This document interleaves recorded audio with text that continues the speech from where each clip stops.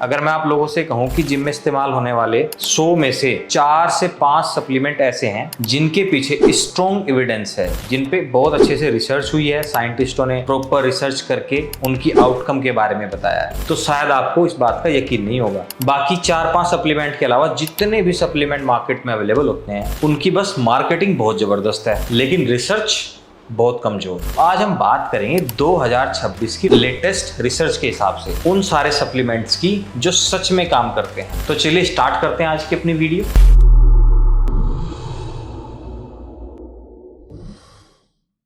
Hello दोस्तों, welcome back to Powergenics. This is Vikas. तो जैसे कि आज हम बात कर रहे हैं 2026 में जो लेटेस्ट रिसर्च आई है सप्लीमेंट्स के ऊपर कि 4-5 सप्लीमेंट ही ऐसे हैं जो एक्चुअल में बढ़िया काम करते हैं। इसके अलावा सारे मार्केटिंग का हिस्सा है जिसमें हमारा पैसा भी वेस्ट होता है और उनके रिजल्ट्स इतने अच्छे होते नहीं। तो सबसे पहला सप्लीमेंट कौन सा है? वो है क्रिएटिन मोनोहाइड्रेट। इसे हम सप्लीमेंट का किंग भी कह सकते हैं। आपको ये जानकर हैरानी होगी कि पूरी दुनिया में क्रिएटिन के ऊपर सबसे ज्यादा रिसर्च की गई है। तो जब क्रिएटिन पे रिसर्च हुई तो क्रिएटिन से हमें पता चलता है कि ये हमारी बॉडी में स्ट्रेंथ बढ़ाता है, इसके अलावा मसल साइज को बढ़ाने में हेल्प करता है, साथ ही जो हाई इंटेंसिटी वर्कआउट होते हैं उनकी परफॉर्मेंस बढ़ाने में मदद करता है। और अगर आप बहुत अच्छी ट्रेनिंग करते हो उसके साथ क्रिएटिन को लेते हो तो आपके रिजल्ट्स काफी बेहतर होते हैं।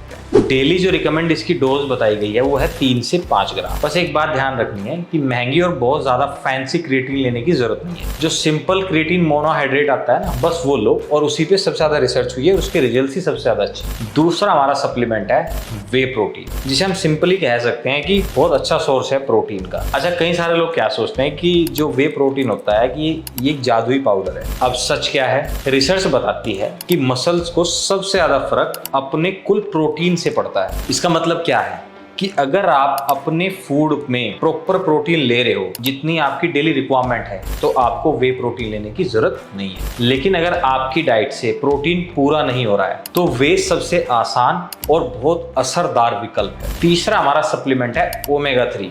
बहुत सारे लोग इसको सोचते हैं कि ये तो केवल दिल के लिए होता है, हार्ट के लिए मतलब। लेकिन यहाँ पे मैं आपको एक बात बता दूं कि ओमेगा 3 केवल हार्ट हेल्थ के लिए काम नहीं करता। इसके अलावा ये बॉडी में अगर इन्फ्लेमेशन है, सूजन है, उसको भी कम करने में मदद करता है, साथ ही साथ मसल की रिकवरी में भी हेल्प करता है। देखिए, अगर आप लोग फिश नहीं खाते हैं तो आपके लिए ओमेगा 3 एक बहुत अच्छा ऑप्शन हो सकता है। लेकिन यहीं पर आप अपनी डाइट में फैटी फिश खाते हैं तो आपका ओमेगा 3 पूरा हो जाता है, तो फिर सप्लीमेंट की आपको जरूरत नहीं है। चौथा हमारा सप्लीमेंट है विटामिन डी। आजकल तो एक बड़ा ट्रेंड सा चल रहा है कि बहुत सारे लोग तो टेस्ट ही नहीं करवाते और विटामिन डी लेना स्टार्ट कर देते हैं। लेकिन रिसर्च बताती है कि अगर बॉडी में विटामिन डी की कमी है तब इसे लेना ठीक होता है, इसको ठीक करना ठीक होता है। इससे हमें बड़े फायदे मिलते हैं, बॉडी में स्ट्रेंथ, हमारे मसल के जो फंक्शंस हैं, इसके अलावा हमारी बॉडी की ओवरऑल हेल्थ में विटामिन डी का बड़ा फायदा हमें मिलता है। लेकिन अगर बॉडी में विटामिन डी की कमी नहीं है तो फिर इसके लेने के कोई ज्यादा फायदे हमें नहीं मिलते। इसीलिए डी की डिफिशियंसी का पता करना जरूरी होता है। पांचवा और आखिरी सप्लीमेंट है जिस पे रिसर्च हुई है वो है बीटा एलानाइन। मान लीजिए आप बहुत हाई इंटेंसिटी वर्कआउट करते हैं जैसे कि स्प्रिंट लगाना या फिर क्रॉसफिट ट्रेनिंग, तो यहाँ पर जो बीटा एलानाइन होता है वो आपकी परफॉर्मेंस बढ़ाने में काफी मदद करता है। लेकिन अगर आप सिंपल बॉडी बिल्डिंग कर रहे हो, सिंपल वर्कआउट कर रहे हो, सिंपल हेल्थ चाहते हो कि भाई हम फिट रहे, तो फिर भी इस सप्लीमेंट की आपको कोई जरूरत नहीं है। तो ये तो थे वो सारे सप्लीमेंट जिन पे रिसर्च हुई है और जो हमें लेने चाहिए। चलिए अब बात कर लेते हैं उन सप्लीमेंट की जिन पर अक्सर लोग बहुत ज्यादा पैसा खर्च करते हैं। BCAA,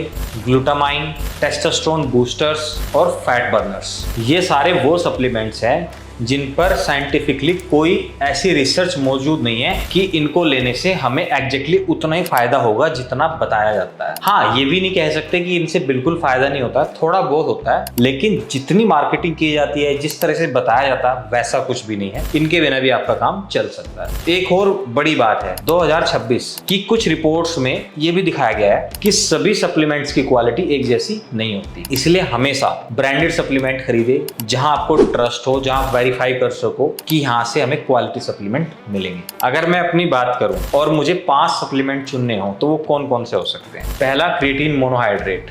दूसरा, वे प्रोटीन अगर मेरी डाइट से पूरा नहीं हो रहा है। तीसरा, विटामिन डी अगर बॉडी में कमी है। चौथा, ओमेगा 3 अगर डाइट से पूरा नहीं हो रहा है। पांचवा, कैफीन, वो भी वर्कआउट से पहले अगर मुझे जरूरत लगती है तो। बस एक बात याद रखिए, देखिए सप्लीमेंट केवल सप्लीमेंट है, कोई रिप्लेसमेंट नहीं है। अगर आपकी नींद खराब है, प्रॉपर नींद नहीं आती, आपकी डाइट सही नहीं है और जो आप ट्रेनिंग कर रहे हो उसमें आपको लगातार प्रोग्रेस नहीं हो रही है, तो दुनिया में जितना भी महंगा सप्लीमेंट आप खरीद लो उससे आपके रिजल्ट्स आने वाले बिल्कुल भी नहीं। तो अगर आपको ऐसे रिसर्च वाले वीडियो पसंद आते हैं या फिर मैं कहूं कि जिस पे कोई मार्केटिंग नहीं की गई है, तो चैनल को जरूर सब्सक्राइब करें और वीडियो को शेयर करें। फिर भी आपकी कोई क्वेरी है तो आप हमें कमेंट कर सकते हैं, उसका रिप्लाई आपको जरूर मिलेगा। और अपना ध्यान रखें, बने पावर जनरेशन विद पावरजेनिक्स।